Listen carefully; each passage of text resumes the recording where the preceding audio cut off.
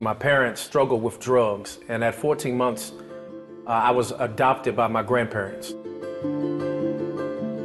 I grew up in a very faith-driven home, knew the Word of God. I really didn't know which way I was trying to go. I went to Dudley High School, which is in Greensboro, North Carolina, played some sports, actually won a state championship in 1996. And then I got a full academic ride to Wake Forest University in 1997. My whole life I had wanted to be a lawyer. I think I just idolized it looking on TV. I always wanted to be some kind of public defender and perhaps parlay that into a life of politics.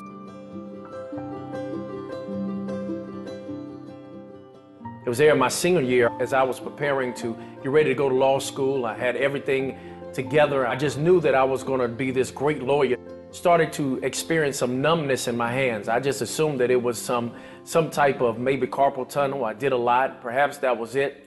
I went to a doctor, and after a couple batteries of tests and after seeing a few doctors, I began to get this diagnosis. I sat in there with my grandfather and my mother. The doctor looked at me and said after their extensive research and their work that they said that I have ALS.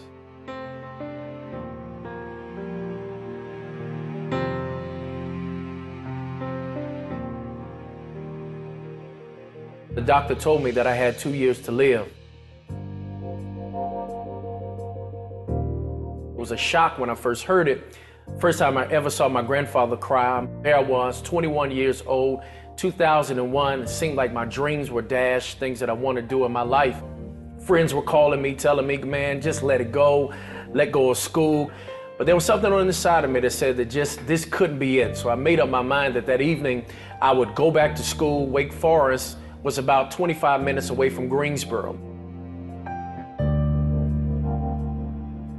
It was about 4 o'clock in the morning. It's at McDonald's. And we sat there, man. I had tears in my eyes because I still was trying to deal with this news that I had received. And he began to pray with me. And he said that I really believe that this is God confirming a call upon your life. It wasn't something I was really trying to hear at that time. But when I made it to my room on that evening, I said this to God. And I said, God, if it be just 2 years, I'll give it to you. I knew that there was some kind of calling in my life. My grandparents have pictures of me preaching and in the vacuum cleaner and coming home from church and redoing church. I didn't know what the magnitude was. After that evening, passion and purpose got renewed in my life. I got to Emory, got into the seminary, but didn't get into the law school. But I recognized it was just God really just ordering my steps.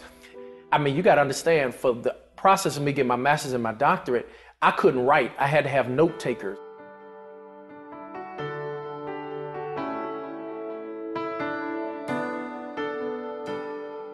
Here I am now 11 years after the fact.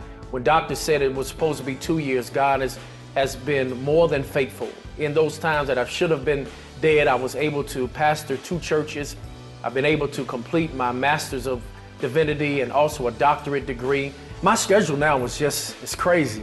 From pastoring a congregation that exceeds about 3,700 to travel throughout this country preaching the Word of God. And the reason I'm so passionate about it is because I do believe that my life is really tied to this promise that I made to God. Even to this day, I don't really have to take any medication. I just have a heavy dosage of prayer and faith, and it's been really pushing me on. Just to wake up another day means it's hope.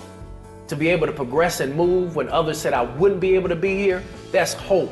And so every day is a hopeful day. I may wake up with some sort of side effects, but I do not allow the side effects to stop me from pushing and progressing to do the will and purpose of God, because it's another day.